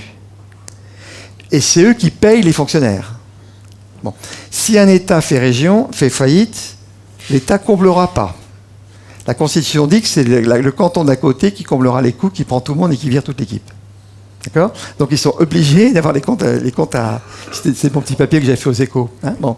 Et donc il y a une concurrence entre eux. Parce qu'en fait, ils attirent les boîtes. Et moi, j'ai vécu un truc où l'homme le plus riche c'est Bartarelli, vous voyez le gars qui a gagné la Coupe de l'Amérique. Bon, en fait, il a une grosse boîte pharmaceutique et il s'est amusé à bouger son siège et toute son équipe d'un canton à l'autre. Ben, le canton qu'il perdait a été obligé d'arrêter tous les investissements et celui qui a gagné a baissé les impôts. Donc en fait, ils contrôlent leur politique par la concurrence. Et le fait que le canton peut faire faillite. Vous voyez? Et c'est ça qui leur permet de gagner. Alors vous voyez que ça fait des gros paquets parce que 5% d'un PIB, c'est 100 milliards. Alors vous voyez que quand on met tout ensemble, les ordres de grandeur, on peut... je touche pas à la santé, là, vous voyez, mais vous voyez la CAPI, si vous faites de la CAPI, vous passez de la répartition, vous passez, alors ça prend 20 ans, hein, mais vous passez d'un niveau de 300 milliards à 150 milliards. Donc il y a sur une durée de 20 ans, 30 ans, il y a une histoire il y a au moins 100, 150 milliards à gagner. Hein. Ensuite, la régionalisation. Vous voyez bien que c'est 5% du PIB. On sait très bien les gâchis qu'il y a. En fait, De Gaulle, il voulait décentraliser. Mais la décentralisation de De Gaulle, c'est pas ce qu'on a fait. Il voulait décentraliser la sphère régalienne. C'est qu'on collait sous le préfet la santé, la police. La police est gérée par le canton hein, en Suisse. Hein. C'est ce que voulait faire De Gaulle. Il s'était bien rendu compte qu'il fallait faire ça. Bon. Et en fait, nous, ce qu'on a fait, c'est qu'on a rajouté des couches de coûts. On a rajouté 150 milliards de trucs qui viennent emmerder tout le monde. Bon. Alors, je ne sais pas s'il y a des politiques ici, mais tant pis, je dis ce que je pense. Hein, bon. Donc, on n'a pas fait la décentralisation comme comme le voulait, le pensait De Gaulle. Et je pense que les Suisses ont fait mieux que nous. Puis le marché du travail, vous savez, si vous mettez tous les RSA, vous calculez bien tout ce qu'on paye, hein, et puis vous dites on se met à 5, la facture, hein, c'est de l'ordre de 75 à 100 milliards. Hein. Alors vous voyez que les ordres de grandeur de dire 250 milliards, les gagner sur 12 ans, c'est pas totalement idiot, puisqu'on voit il y a des masses, vous voyez, il y a 3 masses à 100 milliards. Et je tiens pas toutes les tricheries, parce qu'on sait très bien qu'il y a des tricheries partout, toutes les petites combines, tout ça, je ne sais même pas dedans. Je sais pas combien ça fait, parce que alors ça, il faut demander à Agnès. Hein. Alors Agnès, elle est experte dans tous les trucs, toutes les tricheries, les combines et tout ça. Hein. Donc voilà. Donc vous voyez l'idée qu'on a eue. Bon, alors vous n'êtes pas crevés. Je vais terminer par mon petit truc. Alors, ça va ou vous avez des questions? 5 minutes. Bon, écoutez, j'arrive. Alors en fait, si vous voulez, moi j'avais dit, après on arrive à ce bouquin-là. Hein. Donc là, Juppé, il avait complètement mordu tout ça. Et surtout, il s'était arrêté sur le côté social. Il m'a dit, écoutez Xavier, donc c'est là où j'avais dit, écoutez M. Juppé, moi ce que je pense qu'il faut faire, c'est, on faire comme eux, on va lancer le concept de solidarité responsable, plutôt que solidarité exigeante, parce que tout le monde aurait su que c'est copié sur les Allemands, ça ferait nul. Bon. Et donc, le bouquin, si vous voulez, c'est qu'il faut qu'on réalise qu'on nous a pris nos responsabilités. Parce que l'État, vous saviez à combien était l'État, les Capétiens? La première fois qu'on a calculé la part de l'État dans l'économie, c'est des études qui sont faites par des gens qui ont décortiqué les comptes de Philippe Lebel. On était à 10%. Donc à l'époque, à peu près. Hein. Donc ils ont reconstitué l'économie avec des prix, je ne sais pas comment ils ont fait. Bon. Vous savez combien c'était en 1914, la part de l'État dans l'économie? 17. Après la guerre, on était à 45. À la mort de Pompon, on est tombé à 33, à 30, et là on est remonté à 57. Vous voyez? Bon, alors ce qui se passe, c'est que, en fait, ça veut dire qu'on nous prend nos responsabilités et qu'on enlève les terrains sur lesquels on discute. Vous avez compris? Bon, donc ça c'est une perte de responsabilité, puisque moi je pense que c'est la responsabilité qui fait la dignité. C'est prendre une décision avec le risque qui fait qu'une personnalité se développe. Donc si vous enlevez toutes les décisions, vous tuez la personnalité.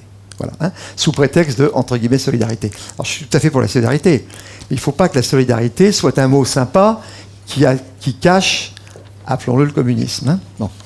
Alors le pire qui se passe après, c'est que dans le 45 qui reste, toute la couche socialiste a créé un système de spoliation et transfert.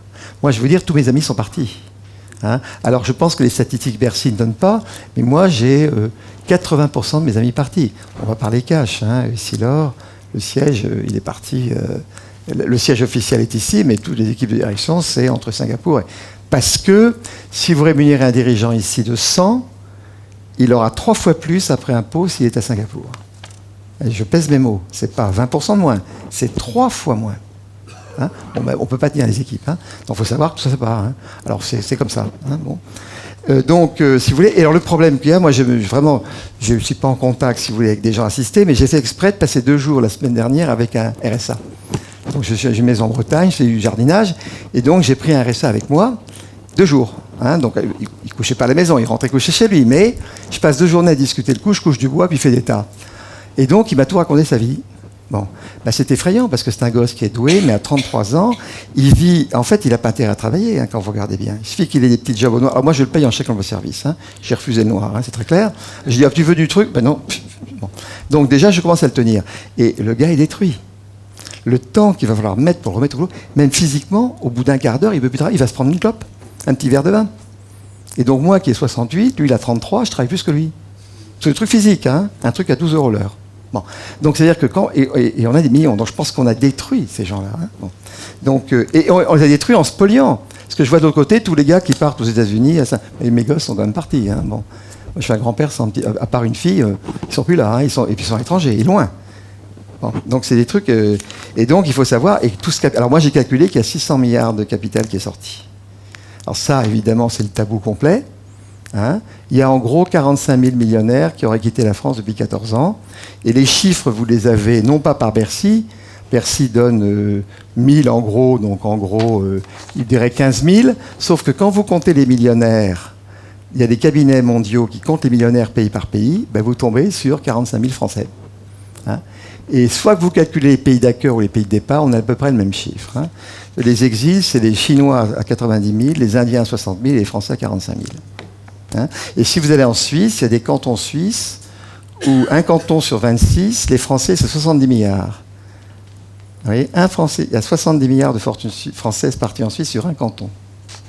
Vous voyez, donc on dit que ça fait, bon c'est le canton, c'est Zoug, bon, vous voyez, ça fait 200 milliards pour la Suisse le tiers, 600 milliards, et les chiffres, bon, et Henri de Castres, alors lui a étudié ça précisément, lui tombe sur 500.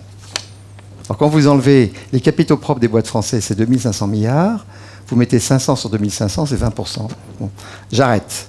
Alors, en fait, le vrai sujet, c'est de sortir de l'État-providence, parce que l'État-providence, c'est à la fois l'État qui vous pique les capacités de décider, puis en plus qui vous spolie, avec le mot providence. Hein. Donc c'est vraiment le truc à casser. Hein. C'est Chirac qui a inventé ça. Bon. Alors après, bon, je vais aller vite, parce qu'évidemment, il faut remettre l'entreprise au centre. Hein. Je pense qu'il faut régionaliser. Hein. Donc je vous proposerai, on fera des calculs sur un RES sur la Vendée. Vous allez voir, il n'y a rien de plus rentable que faire un RES sur la Vendée. Je pense qu'après, il y a tout le travail sur l'égalité et la dignité. Hein, vous savez que la notion de dignité, c'est une notion fondamentale en Chine et en Inde. Hein. Toute l'Asie, c'est pas l'égalité, c'est la dignité. Hein. Donc tout ce travail là-dessus. Je crois qu'aussi la fierté, parce qu'il faut de la fierté. Donc les Français, il y a quand même, on a De Gaulle, Victor Hugo, on a quand même des génies derrière nous. C'est quand même, on a Voltaire. Bon, on a quand même, on a des ancêtres formidables. Je pense qu'il y a un gros sujet qui est l'éthique des médias. Hein, je pense qu'on a été bousillé. Donc je pense qu'il faudrait populariser l'idée de faire une charte d'éthique. Vous pourriez commencer par la Vendée. Hein. Hein, donc, ouais, on pourra discuter ça. J'ai beaucoup réfléchi. J'étais patron du comité d'éthique du MEDEF. Hein. Donc, j'ai beaucoup réfléchi à ce qu'on mettrait dans une charte d'éthique des médias, si ça vous amuse. Et puis, alors, je vais terminer deux trucs pratiques. Donc, je pense qu'un des éléments dont on manque le plus, c'est l'éducation économique. Parce que, si vous voulez, je pense qu'une façon de tuer l'État-providence, c'est d'expliquer qu'il n'y a plus de sous. Bon. Et donc, moi, c'est en fait mon vrai boulot, c'est un boulot de faire de la pédagogie. Et alors bon, dans des nouvelles intéressantes, c'est que donc j'ai fait un cours de stratégie qui s'achète sur Apple Store. Il s'appelle Les 12 clés de la stratégie. Hein. Et donc je suis devant une demande que j'arrive plus à louer puisque j'ai 100 conférences en retard dans toute la France, 2 cours de stratégie. J'en ai 100. Et j'en ai 2 par jour. Je pourrais m'amuser à mettre le prix que je veux. Je suis sûr que je vends le prix que je veux. Et je ne le fais pas parce que je suis retraité et puis c'est une fondation. Et alors, l'idée fondamentale que j'ai, c'est... donc, c'est les 12 clés de la stratégie. Je vais vous montrer, ça vaut le coup que je vous montre le truc, parce que vous l'avez sur... donc, j'étais prof à HEC, et en fait, c'était mon cours. Il y a eu tellement de demandes sur HEC que j'ai dit, j'arrête de donner le cours. Et donc, voilà le cours. Donc, c'est un cours d'économie qui part de l'entreprise. Donc, en fait, je ne vais pas parler d'économie, parce que sinon, tous les économistes me tombent dessus. Donc, on va expliquer l'entreprise. Et en fait, qu'est-ce que c'est ? C'est le BCG, puisque le 3e grand homme que j'ai rencontré, c'est Bruce Anderson. Hein, bon. Et Bruce Anderson est le fondateur du BCG. Je pense qu'il mérite le prix Nobel. Il est mort, mais je trouve que ce qu'il a trouvé, c'est infiniment supérieur à tout ce qu'on peut trouver. Et alors, j'ai fait le cours comme ça. Vous voyez, c'est fait. Donc, vous avez des films, et puis vous passez les slides. C'est rempli de dessins animés. Vous voyez, j'ai modélisé le professeur, donc c'est un truc que vous ne comprenez pas, vous appuyez sur vidéo, et donc c'est un truc qui vous permet de faire un cours. Hein. Alors là, j'en ai vendu 25 000 sans faire de pub.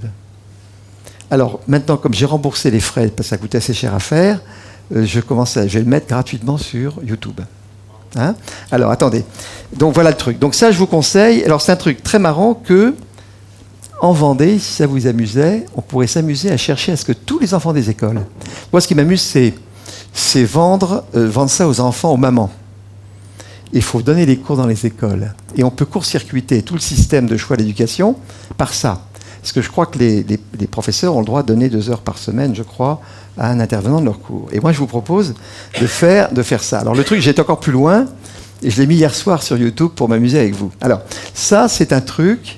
qui vous permet de comprendre ce que c'est que la stratégie. Alors en fait, si vous voulez, c'est pas ça, c'est comprendre l'économie. C'est toutes les idées que je vous ai données, elles sont là. Hein. Alors si vous avez des gens du business, vous faites ça. D'accord ? Si vous êtes devant des hauts fonctionnaires, j'ai tout réécrit, j'ai appelé ça les harmonies concurrentielles. Hein. Parce que la concurrence est harmonieuse. Bon. Et donc, quand je fais le cours à l'ENA, c'est celui-là. Hein. Donc quand on me demande à Total, je fais celui-là. D'accord ? Bon.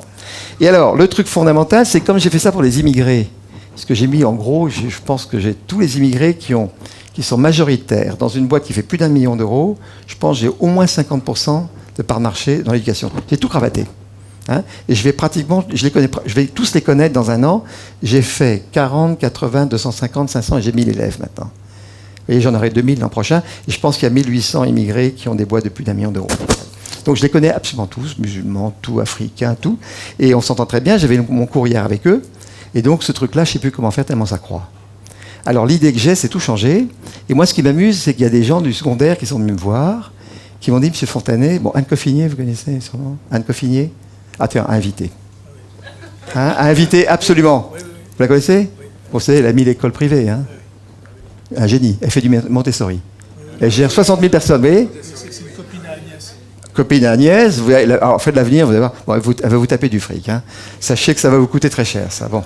Mais, et donc, en fait, elle est tombée béate devant ça. Et donc, en fait, l'idée que j'ai, elle est terrible. Je vais expliquer. Alors, ça, c'est le premier cours. Et avec je ne dis pas mes immigrés parce que je me ferais tuer par ma femme, mais mes élèves immigrés m'ont demandé des trucs pour le métro. Alors, j'ai fait. Alors, ça vaut 18 €. Hein. Bon, alors ça, vous multipliez votre valeur par 1000. Hein. Pour vos enfants, évidemment, il faut acheter ça. Vous allez leur apprendre à bien vivre en concurrence. Et puis, alors, j'ai fait un autre truc qui est pour moi un petit bijou. Alors, vous allez voir, c'est marrant parce que j'ai tout tiré à partir d'expériences. Il y a du Beneteau là-dedans. J'ai tout fait à partir d'Essilor, de Beneteau et de Rest, les boîtes où j'ai travaillé. Donc, c'est que des témoignages. C'est que des petites histoires avec des concepts derrière, vous voyez. Alors, voilà, c'est pas très joli, donc il n'y a pas de son. Et donc, c'est 30 fois 5 minutes. J'ai calculé ça, c'est 2 stations de métro, en fait. Hein. Et avec ça, je pense que vous m'amenez... Il y a combien d'élèves, combien d'écoles ici ? Combien d'écoles en Vendée ? Parce que moi, ce qui m'amuse, c'est que vous me donnez une quinzaine de gars, je les forme, et puis ils vont donner les cours dans toutes les écoles. Et je pense que ça, c'est calé pour des enfants de terminale. Et alors là, voilà, vous voyez, donc il y a Jeannot Beneteau, je fais. Donc j'explique, bon, vous voyez, la stratégie des nénuphars, c'est comment on se développe géographiquement. Bon. Et donc vous avez que des histoires comme ça, et donc c'est que des trucs concrets, mais il y a toujours une idée abstraite derrière. D'accord ? Bon. Et donc c'est une version simplifiée de ça. Mais ça, j'ai testé, un élève de seconde, intelligent et aidé par les parents comprend.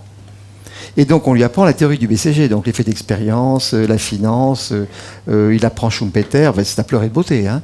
Votre gosse, vous le changez avec ça. Hein. Bon. Et moi, ce qui m'amuserait, alors ce que j'ai fait, c'est que j'ai fait, le truc diabolique aujourd'hui, c'est YouTube. Donc, j'ai tout mis sur YouTube. C'est-à-dire que gratos, si vous tapez YouTube, 30 leçons de stratégie, tout est gratos. Et donc, l'idée que j'ai, c'est que si ça vous amuse, vous me passez une quinzaine de personnes entrepreneurs qui sont prêts à donner les cours en classe, et tout le cours est là. Et puis après, si vous voulez, je fais les examens, je fais tout. Et alors, c'est un système, si vous voulez, qui est... Vous prenez tout par le haut. Et puis, vous voyez, alors après, bon, il y aura peut-être des clashs, mais il faut peut-être faire ça en dehors des classes. Peut-être que l'éducation de l'économie, il faut peut-être la faire en dehors de l'école. Hein. Le ski, finalement, l'école française de ski, c'est privé.